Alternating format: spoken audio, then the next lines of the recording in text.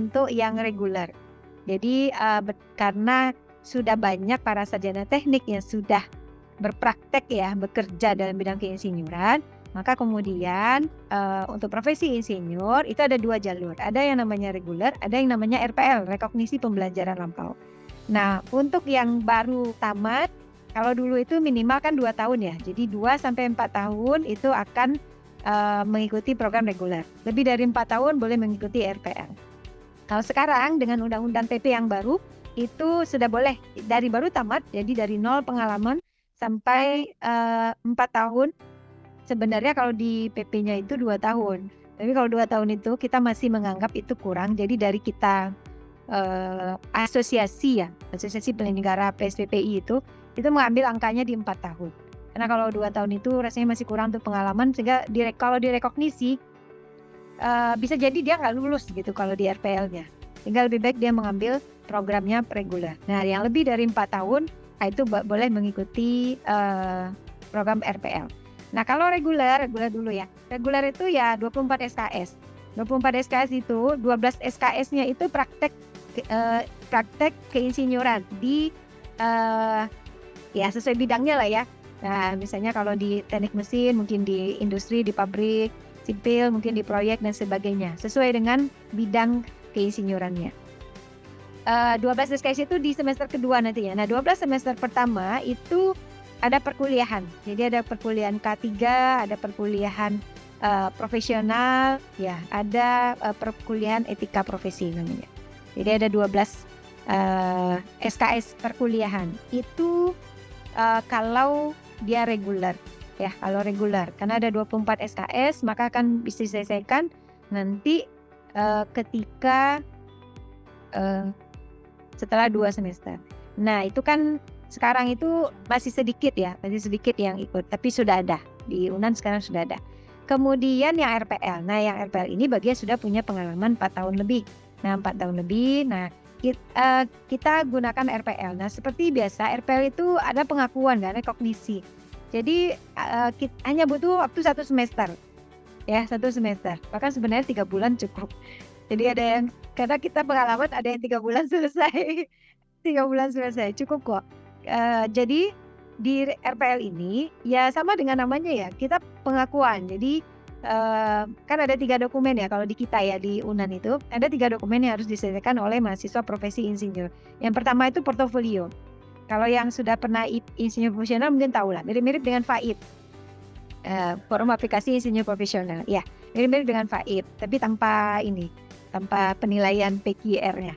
Nah, jadi, cukup, penjelasannya saja. Jadi dijelaskan di sana, tentang pengalaman dan mulai dari pendidikan, pengalaman organisasi, pengalaman kerja di keinsinyuran, baik di operasionalnya, baik di manajemennya, semuanya, termasuk, pengalaman di mengajar, karya tulis dan sebagainya.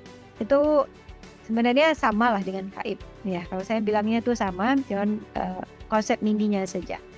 Nah, kemudian, dokumen yang kedua itu adalah laporan teknik namanya. Kita namakan laporan teknik, ini diambil dari 1 pengalaman keinsinyuran. Jadi 1 aja yang sudah dilakukan. Jadi jangan cemas ya kuliah 1 semester, wah nanti bikin TA lagi gitu kan, bikin tesis lagi gitu kan. Nah itu kan bikin puyeng bagi yang kerja, kan ya. Jadi ambil 1 saja, pengalaman keinsinyuran atau kegiatan pekerjaan yang telah dilakukan, yang masih diingat lah, pokoknya yang masih diingat aja deh, mungkin yang 5 tahun terakhir barangkali. Nah, itu dibuatkan dalam sebuah laporan. Nah, terakhir nanti tentunya kan kalau mahasiswa ini harus bikin artikel ya. Jadi dari laporan tekniknya tadi, buat sebuah artikel, silakan di-submit, di jurnal-jurnal yang ada. Kita tidak mengharuskan harus yang, tinggi-tinggi gitu ya, yang penting di jurnal yang terindeks INTA lah ya, kalau di dalam negeri. Oke, dia 3 dokumen itu aja. 3 dokumen itu yang harus dipersiapkan tanpa ada perkuliahan. Nah, dulunya awalnya itu yang dilakukan oleh Pak Beni itu tanpa perkuliahan. Jadi mahasiswa nggak punya bonding ya, nggak punya ikatan gitu aja, lepas aja. Nah, jadi akhirnya setelah di akhir 1 semester nggak ada yang selesai gitu, nggak ada yang selesai. Akhirnya nambah lagi ya, nambah lagi. Nah, itu yang kemudian saya, ketika saya ke prodi itu saya coba evaluasi. evaluasi, kemudian saya buat programnya. Jadi ada kuliahnya itu cuma sekali aja. Jadi akan ada 3 mata kuliah tuh ya, yang keinsinyur, ada K3, ada profesional, sama etika profesi. Nah 3 ini kita buatkan kuliah pakarnya atau kuliah umumnya. Nah jadi ya setidaknya 3 kali itu mahasiswa ini ngumpul lah ya gitu ya, merasalah jadi mahasiswa gitu ya. Nah walaupun kita buatkan dalam Zoom ya, dalam Zoom, jadi kumpul gitu ya. Nah kumpul-kumpul, tanya-tanya, saling kenal ya, dan kemudian untuk pembuatan yang 3 dokumen tadi, yang portofolio, laporan teknik, dan artikel itu kita juga berikan kuliah. Jadi ada 6 kuliah yang kita buatkan untuk RPL. 6 itu sekali 2 minggu, durasi paling lama 2 jam lah, 1,5 sampai 2 jam. Nah itu diberikan sehingga ada bondingnya, dan itu yang membuat berhasilnya ada yang selesai dalam 3 bulan. Nah kalau 12 minggu kan cuma ya 3 bulan lah ya, tapi dalam itu mereka langsung mengerjakan dokumen-dokumen. Jadi begitu selesai yang 3 dokumen, ya udah selesai. 3 kuliah ini kan gitu, kadang nggak sempet datang. Kadang kan ada tuh yang lagi proyek di areanya yang terpencil sekali, nggak ada internet di situ, nggak ada internet. Nah itu kan iya jauh. Itu kemudian ya kan nggak ada wajib ya. Jadi RPL itu nggak ada wajib kuliahnya. Sehingga ya kalau mau ikut boleh, nggak ikut juga nggak apa-apa. Tapi umumnya mereka kalau yang nggak bisa ikut itu, mereka minta recordingnya. Karena kan Zoom kita record. Jadi biasanya mereka minta recordingnya, mereka dengar. Ya kan, karena kan kita undang dari pakar-pakar yang senior-senior dari PII itu untuk menyampaikan sharing-sharing keilmuan gitu ya, pengalaman-pengalaman. Dan kemudian peserta atau mahasiswa pun bisa menanyakan jika misalnya terdapat masalah di tempat kerja. Seperti itu. Nah, jadi tidak lama lah ya. Jadi kalau untuk RPL itu 1 semester saja, 3 bulan sampai 6 bulan.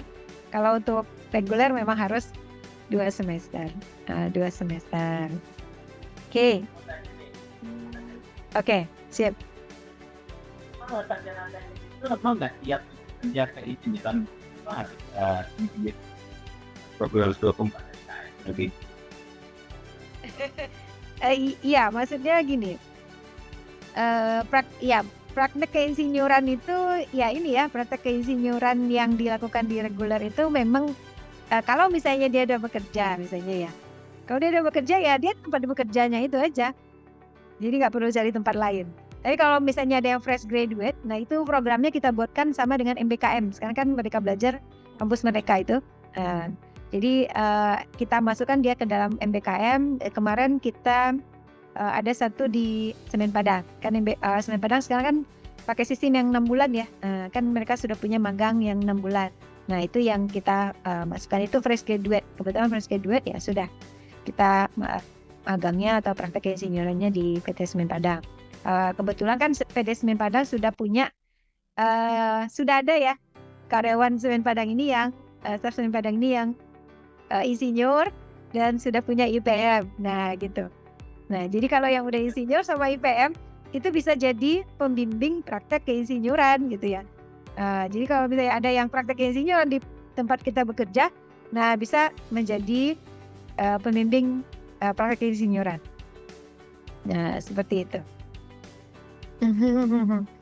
Oke, baik. Iya. Oke, biaya ya. Biaya. Sebenarnya biaya, kalau biaya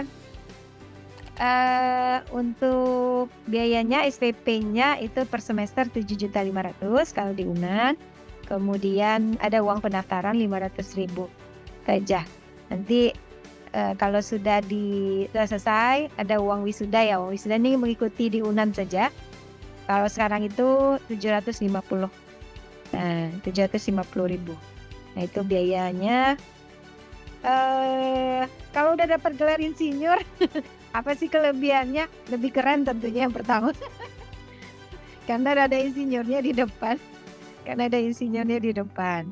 Kemudian yang kedua tentunya sesuai dengan undang-undang keinsinyuran, seorang insinyur itu sudah boleh berpraktek keinsinyuran ya. Jadi bagi yang belum punya gelar insinyur itu sebenarnya belum boleh melakukan pekerjaan keinsinyuran. Jadi kalau mau praktek insinyur atau mau bekerja dalam bidang keinsinyuran harus insinyur terlebih dahulu. Bahkan kalau di undang-undang itu nggak cuma insinyur kan, harus punya STRI. Nah, langkah untuk mendapatkan STRI itu pertama itu harus insinyur dulu. Nanti baru bisa mengurus IP, insinyur profesional, kemudian baru dapat STRI. STRI itu langkah awalnya. Kita ini ya, walaupun PP-nya kan sudah ada, tapi masih belum ada sanksi lah ya. Kalau sampai sekarang ini belum ada sanksi. Harusnya sudah ada. Karena kemarin itu tahun lalu bulan Mei tahun lalu itu kan jor-joran sekali kan PII mensosialisasikan STRI peralihan. Itu karena memang deadline atau tenggat waktu untuk PP. Yang PP itu sudah habis di bulan Mei 2022. Tapi ternyata tidak ada sanksi setelahnya. Jadi ya kembali diam gitu ya. Kembali diam. Tapi ya kita tentu tidak mau ini ya. Kalau udah kepepet baru ngurus kan itu nggak enak. Jadi kita ya mempersiapkan diri saja. Ada yang nanya sama saya, buat apa sih Bu? Kan kami juga bisa kerja. Kami tetap kerja kok Bu gitu ya.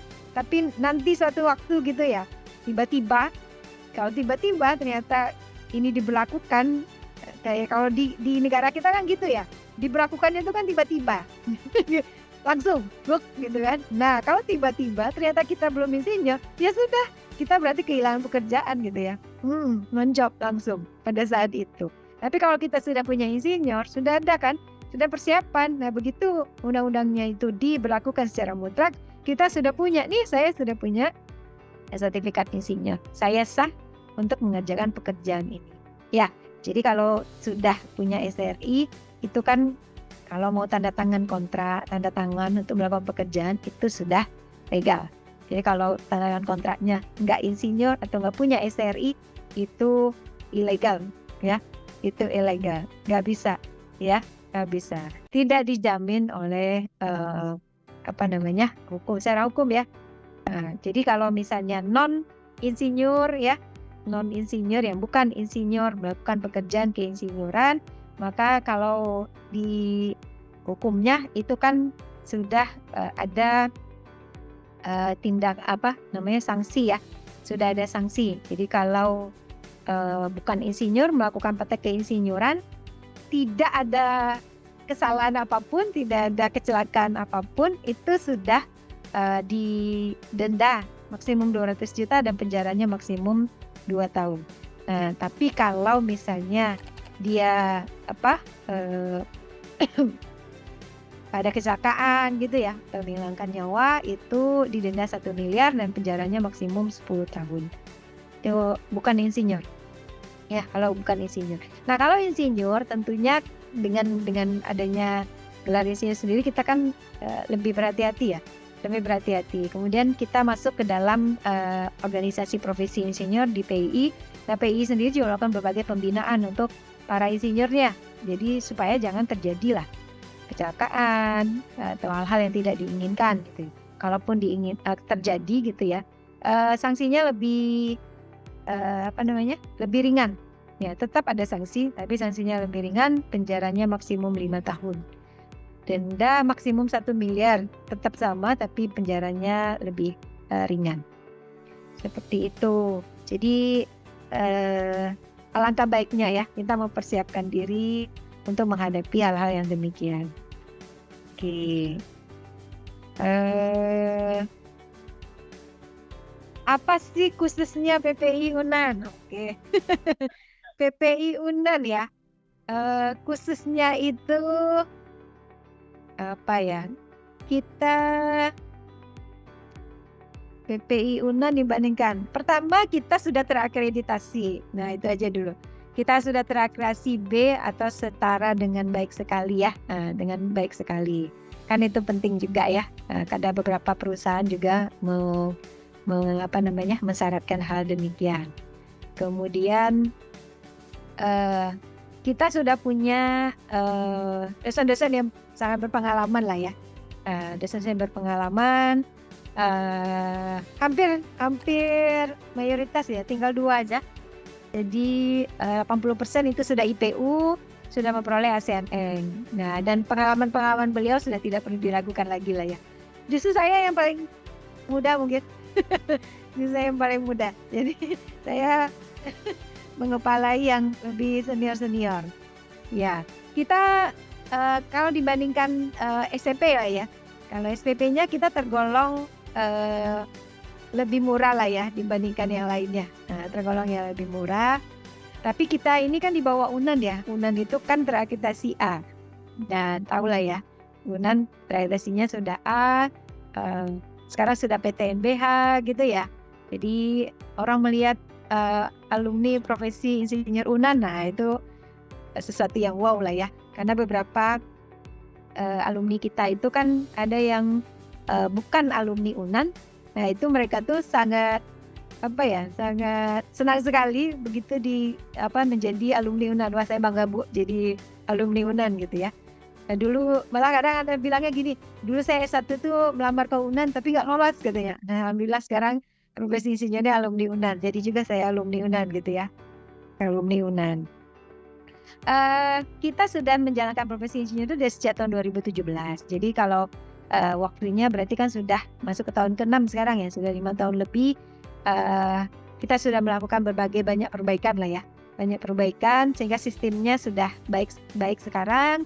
Alhamdulillah lebih membaik dan alhamdulillah sudah banyak yang lulus ya, alumni kita cukup banyak dan tentunya itu akan jadi suatu komunitas insinyur yang baik tentunya.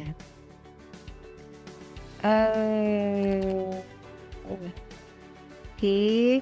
Justru kalau alumni kita ya mohon maaf sebenarnya lebih banyak yang dari luar provinsi. Dari luar provinsi. Jadi kemarin itu kita punya banyak mahasiswa itu dari Kepri, Kepulauan Riau.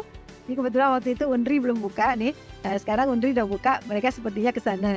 Kemudian kemudian berikutnya itu dari Bengkulu. Dari Bengkulu itu cukup banyak kemarin karena kebetulan kan Universitas Bengkulu belum buka karena belum memenuhi persyaratan gitu ya. Nah itu yang banyak. Memang ada beberapa dari Bengkulu itu yang alumni UNAN gitu ya, alumni UNAN. Tapi yang justru yang bekerja di Sumatera Barat itu masih sedikit gitu ya. Kita bisa bilanglah masih sedikit gitu yang bekerja di Sumatera Barat.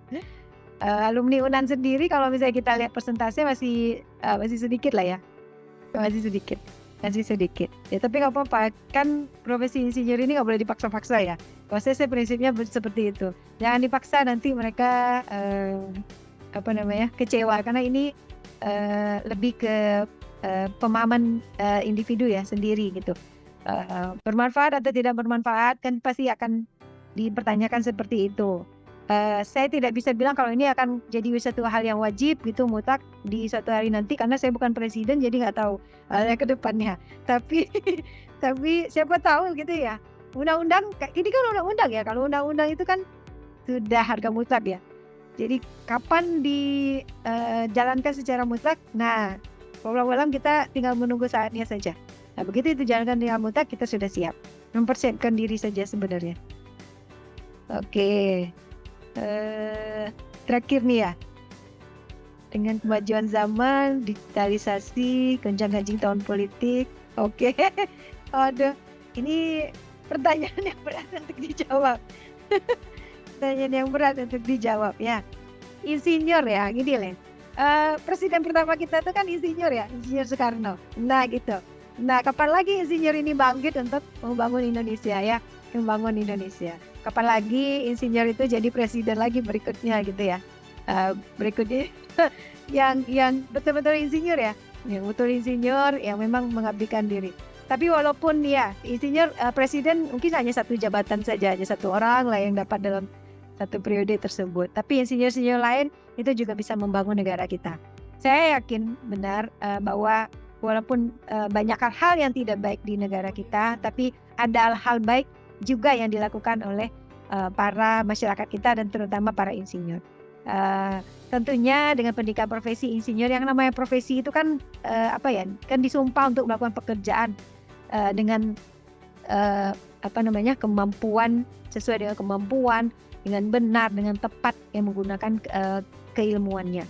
Nah, saya yakin banyak juga para sarjana teknik, para insinyur yang juga melakukan pekerjaan dengan baik di negara kita ini, walaupun apa namanya, tidak mencuat keluar ya, tidak mencuat nggak apa-apa, kan kita melakukan hal yang baik itu kan tidak perlu harus trending ya, tidak harus viral. Kita melakukan hal baik ya sudah cukup melakukan hal baik saja, yang penting ada manfaat baiknya dan, memberikan pengaruh kepada orang sekitar sehingga orang sekitar juga berpikir, "Oh ini sebenarnya pekerjaannya yang baik gitu, yang seperti ini." Itu saja sebenarnya sudah cukup. Insya Allah nantinya yang baik-baik itu kemudian berkembang menjadi lebih banyak lagi dan lebih banyak lagi dan mudah-mudahan negara kita semakin baik tentunya. Seperti itu Emil. Siap. Oke. Terdengar di sama Ibu, tapi ini repot. Jadi terima kasih banyak Bu. Sama-sama. Oke baik. Sudah, sudah saya. Tuh. Oke. Oke Bu, terima kasih banyak Bu ya. Dari pertama Sama-sama. sangat bermanfaat sekali buat alumni ini, khususnya alumni di dan mereka juga keluarganya kadernya mendapatkan dari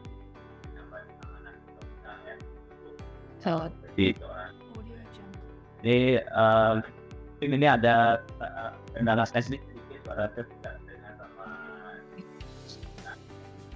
ini kita ajar ke ini informasi daring dari UI buat uang ataupun juga alumni UNAN atau siapapun yang nonton ya.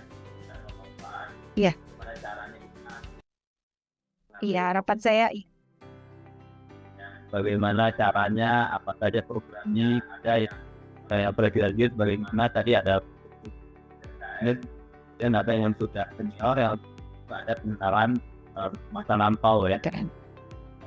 Programnya mungkin nggak perlu bukan jauh ini terus bukan yang itu kita oleh kalau biaya tadi kan tadi informasi kemudian dengan menarik dibandingkan dengan lain yang terkala di Jawa itu terbuka.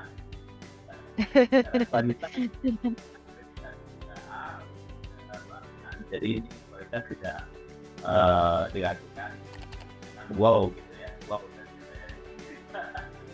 Iya betul. Harapannya nanti semakin banyak lah nanti para alumni teknik UNAN yang mengikuti profesi insinyur. Ya, tentunya kalau dari saya tentu menghimbau, ayolah daftarnya ke UNAN, jangan ke univ yang lain gitu. Iya, harapannya begitu. Jadi ya memajukan inilah ya alma mater ya, memajukan alma mater. Silakan gitu ya. Bersama-sama kita memajukan alma mater, memajukan bangsa dan negara ya. Profesi insinyur ini sekarang mungkin belum wajib sekali, tapi suatu hari nanti siapa tahu ketika itu diwajibkan, nah kita sudah menyiapkan diri, sudah ada. Sehingga tidak terkejut ya, tidak lagi buru-buru. Lebih baik menyiapkan daripada nanti kalau udah hujan baru ingat payung kan. Seperti itu ya. Terima kasih banyak juga ya semua pada Uni, rekan-rekan, adik-adik. Ya mudah-mudahan bisa memberikan motivasi ya. Mohon maaf jika ada hal yang kurang berkenan ya, mohon maaf jika ada ini ya. Mohon maaf kendala teknis karena saya kurang bisa mendengar ini suara Emil. Jadi ini mungkin ada, silakan kalau misalnya ini ada hal yang ingin ditanyakan silakan kontak saya nanti mungkin Emil bisa memberikan kontak saya langsung untuk hal-hal yang terkait profesi insinyur. Terima kasih. Banyak nih ya. Buat ketua institut ya. Ini apa yang kita program yang kita ini ya bermanfaat buat kawan-kawan program sekolah. Dan ini dia akan banyak lagi kita wawancara para ekspor, para sumber yang berkualitas ya. Akan terkait dan dengan kualitas Anda kita apa juga apa itu